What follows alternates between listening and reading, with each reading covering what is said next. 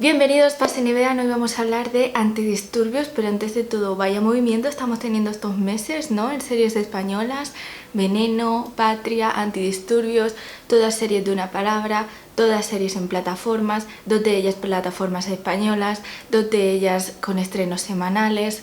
Yo veo un patrón. Antes de ver Antidisturbios yo pensaba que iba a ser como un reality de seguimiento, rollo documental de estos antidisturbios y que se iba a centrar en ello, pero no.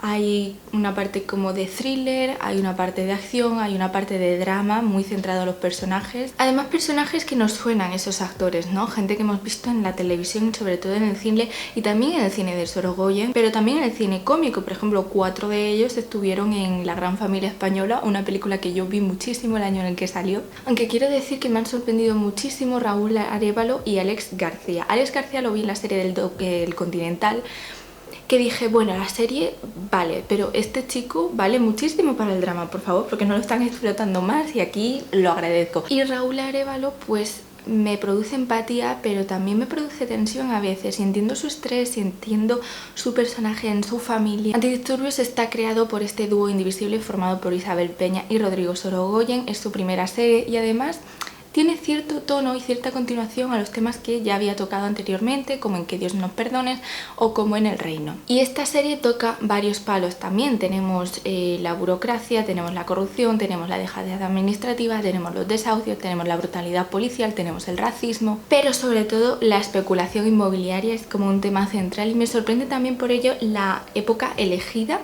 el salvaje oeste de Rajoy, ¿no? Con todo ese revuelo que hubo, y además se centra en palabras que escuchábamos muchísimo entonces y que ahora no se hacen eco tanto como las palabras pandemia o la palabra vacuna. Y estas palabras son, por ejemplo, dación en pago, alzamiento de vivienda, desahucio, cláusula suelo, la PAC, la plataforma de afectados por la hipoteca. Hay realismo y hay realidad también, porque identificas lavapiés a la primera, por ejemplo, y también escuchas frases o ves una bandera o ves un símbolo o ves un peinado, o ves un selfie, o ves un estilo de vestir o un estilo de hablar, y identificas perfectamente a qué tipo de población se está dirigiendo o está referenciando. Incluso escuchas un trozo de una emisión de radio o un trozo de una conversación y sabes perfectamente de qué están hablando y a qué temas se están refiriendo y en qué año concreto estamos hablando. Y por ello también agradezco muchísimo el respeto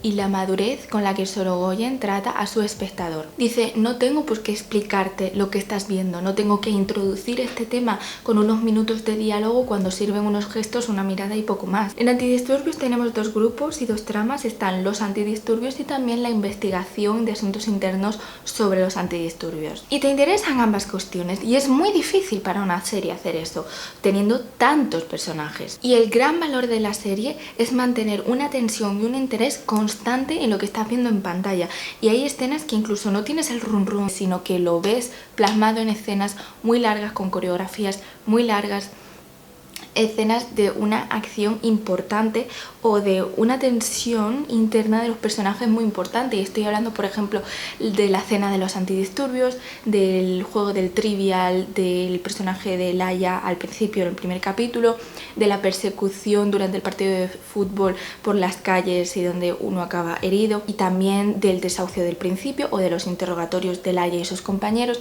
Es decir, que consigue crear una atmósfera concreta de interés, de tensión, consiguen crear un agobio muy bruto y muy directo y muy crudo. Y estas ganas de querer verte la serie entera en una tarde comiéndote una bolsa de pibas también lo da un recurso que usan mucho, que es los primeros planos, ¿no? Que deberían ser cercanos y deberían ser intimistas y deberían ser cómodos para el personaje y para el espectador viéndolo, pero son muy agresivos porque el personaje intenta que no se vean sus emociones y lo que está sintiendo, y el público lo ve en su cara. Y en el interrogatorio pues los policías lo ven y saben que algo está sucediendo. Son escenas muy duras, psicológicamente duras, y no se deja en ningún momento que el personaje se sienta cómodo o intimista. Quizá donde los he visto más cómodos ha sido en la cena, con esos grandes planos generales y estando cómodos entre ellos, o por lo menos al principio, antes de que 2 personajes se fuesen al baño, pero en los planos cortos se sienten muy incómodos y se sienten muy nerviosos y estamos como entrando en su intimidad. Algo que también es la leche, ningún personaje es más importante o te interesa más que otro y ningún personaje es más flojo que otro. Todos tienen su carácter, su arco, su transformación, su evolución. Esta es la clave, creo yo, de esta serie y son los personajes y lo bien construidos que están. El personaje de Vicky Luengo, Laia, es un personaje complicado, tiene muchos altos y muchos bajos. Es un personaje que es la brújula moral de esta serie, entre comillas, la que está en búsqueda de la verdad con su olfato sherlockiano, la que guía toda la trama, la que gracias a sus avances van avanzando otras cosas, aunque también la caga, aunque también la hacen llorar en el trabajo porque parece que es la última piltrafilla. Y vemos una maduración suya, la vemos débil muchas veces, la vemos muy chiquitita, la vemos muy superada por sus situaciones porque tiene que afrontar muchos palos, pero a la vez se va convirtiendo en algo hasta que vemos el final. Y no es un personaje bonito, no es un detective con 20 años de historia, es alguien que la caga, es alguien quien no sabe dirigirse. Es que incluso los personajes secundarios te interesan, los malos, el tío policía, la mujer que va a la peluquería y leyendo Lola descubre que posiblemente su marido tenga depresión, los suegros del personaje de Raúl Arévalo, la relación con sus hijos, la relación con su mujer, la jueza que tiene que ponerle el cinturón a su madre, el jefe del furgón, su relación con sus exmujeres y con sus hijas. E incluso el novio de Laia, hay una llamada que ella hace a él y le dice, sí, estoy en el partido, y en verdad no se escuchaba nada, y dice, ¿estás seguro que estás en el partido? En plan, nosotros sabemos y ella sabe que la están mintiendo y que quizá esté haciendo cosas que no debería. Nunca lo tratan, pero son pinceladas por todos lados que te hacen decir, wow, esta gente es normal, esto es como la realidad, hay un contexto. Por ejemplo, tú no conoces la vida de tus compañeros de pe a pa, de tus compañeros de trabajo, pero en algún momento a lo mejor despidiéndose en el ascensor está diciendo, bueno, me tengo que ir, que tengo que recoger a la niña. Y dices, wow, ah, vale, que tiene una hija, tiene 25 años y tiene una hija. Anda, vaya, pues esto me da una pincelada más de cómo es ella. Cambia a lo mejor la imagen que tiene de este personaje, ¿no? De esta persona. Nunca habrá una conversación sobre ello de, anda, ¿qué tal tu niña? No sé qué, o ¿qué te ha regalado tu niño para el Día de la Madre? Nunca habrá una conversación sobre eso, pero es un dato que te aporta, ¿no? Que te hace conocer a las otras personas que te rodean. Es la leche, este laboratorio de personajes, ¿no? Y te hace entrar dentro de muchos tipos de familia, dentro de matrimonios jóvenes, dentro de familias de policías, y retrata hombres, padres que están cansados, que están hartos, que están superados por su trabajo y por las circunstancias, padres ausentes, padres deprimidos. Es muy duro ver eso. Y muestran preocupaciones normales del día a día.